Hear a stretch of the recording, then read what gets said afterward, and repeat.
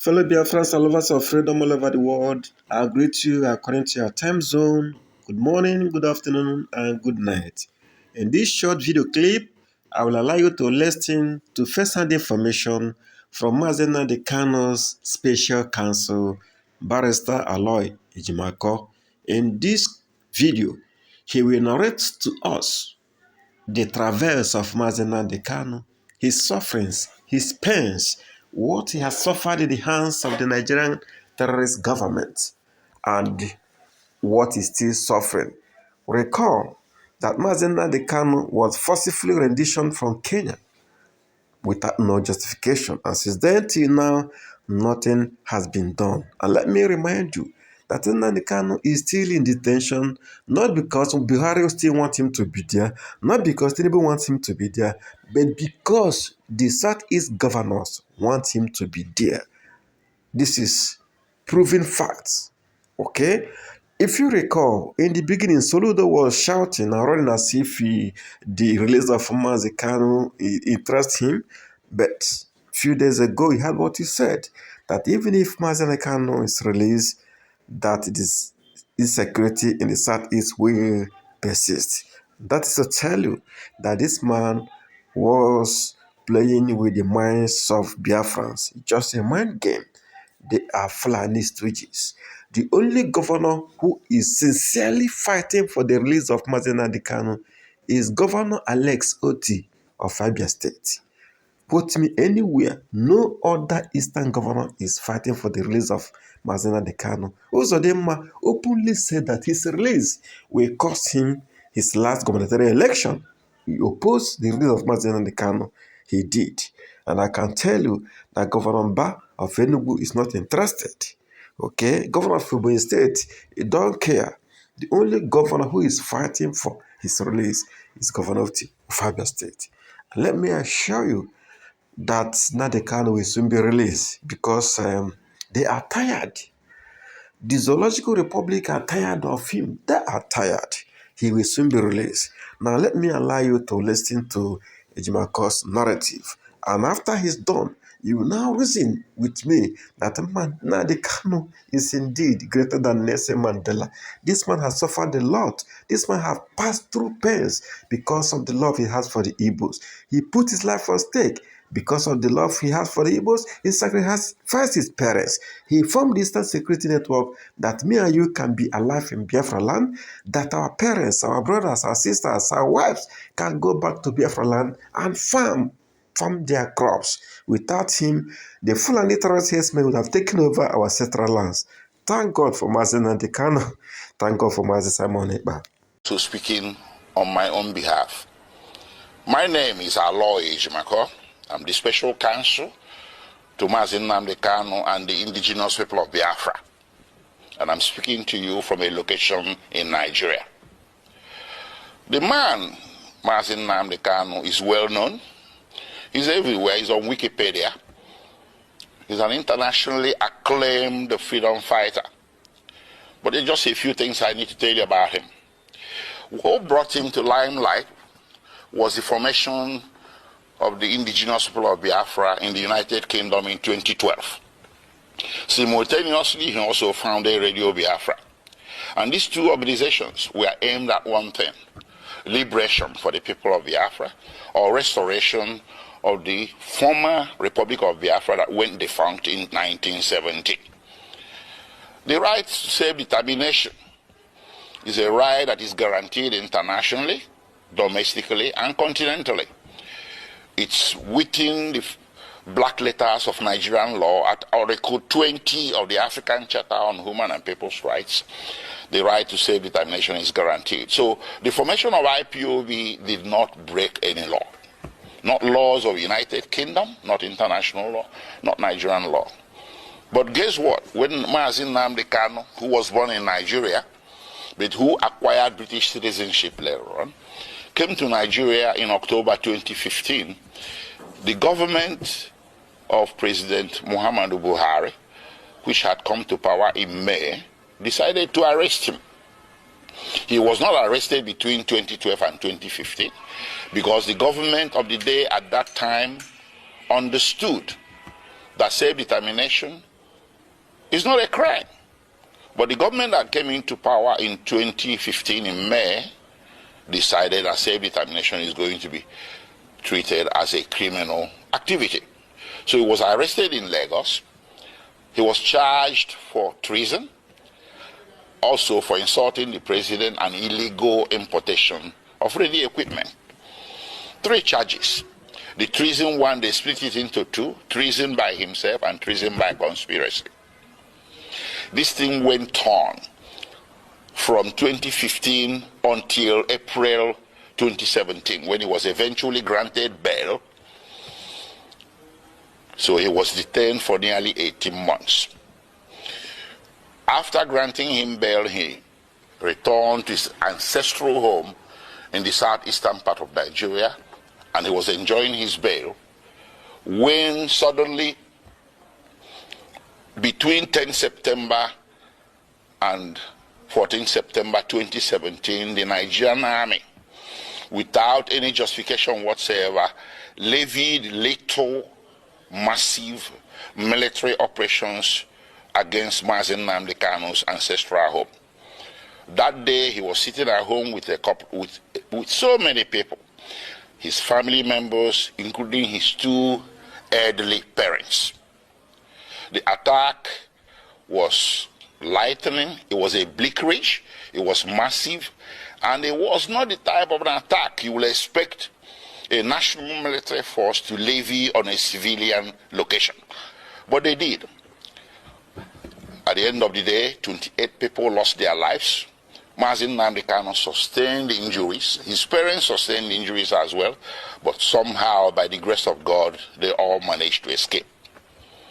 From there, the rest is history.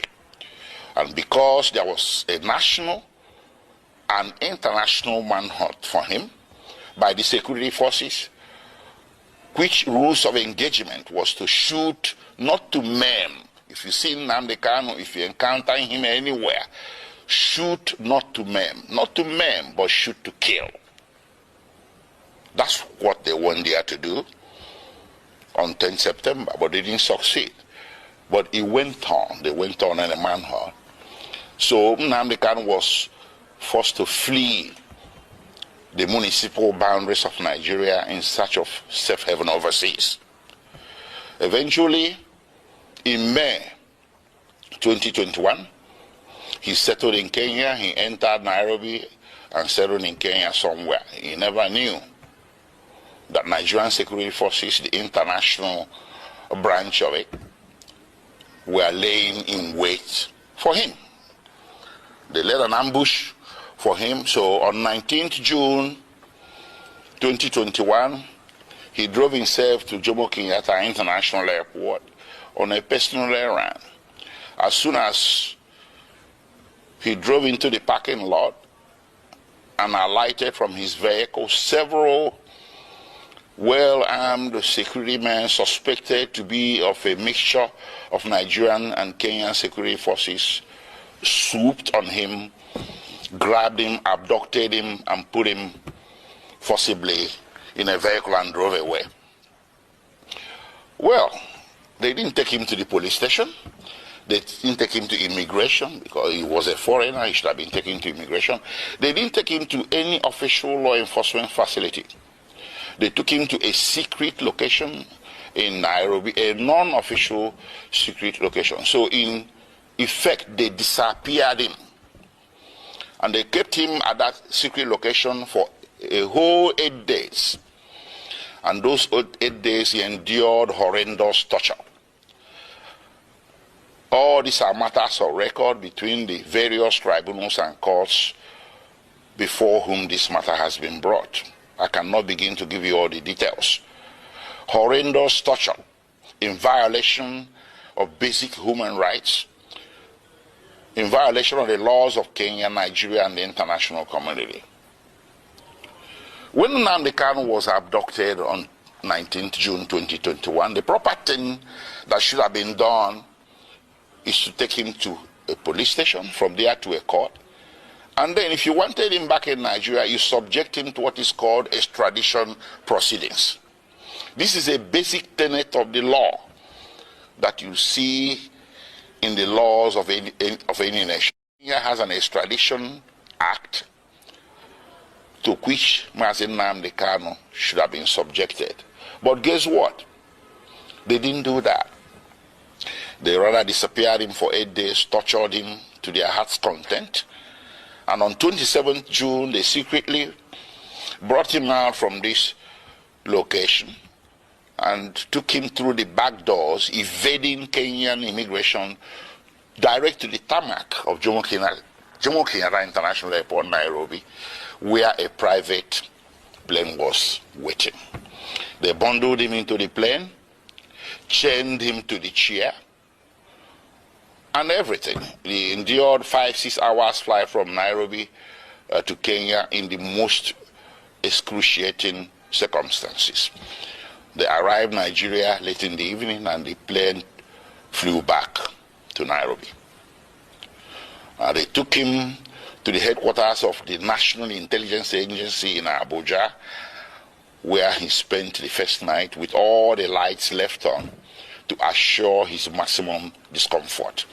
The following day, they transferred him to the headquarters of Directorate of State Security in Abuja. And on the third day, they brought him before the Federal High Court in Abuja.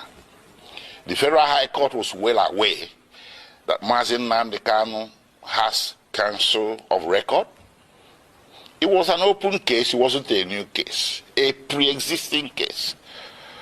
But the Federal High Court decided to conduct the arraignment in violation of his constitutional right to counsel, and that arraignment led to the indefinite detention with which we are struggling today.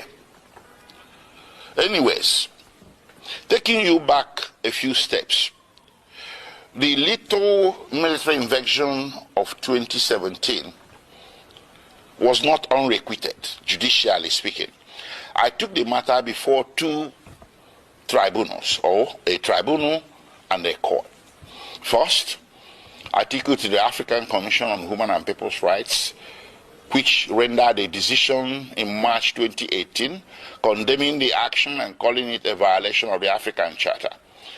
And they wrote to the President of Nigeria, they wrote a letter to the President of Nigeria requesting him or directing him. They used diplomatic language, but the decision was there that what you did is wrong, so you need to roll it back.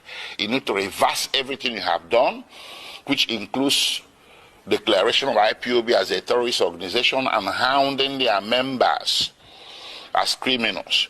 The African Commission held that what Nigerian government was doing was persecution, not prosecution.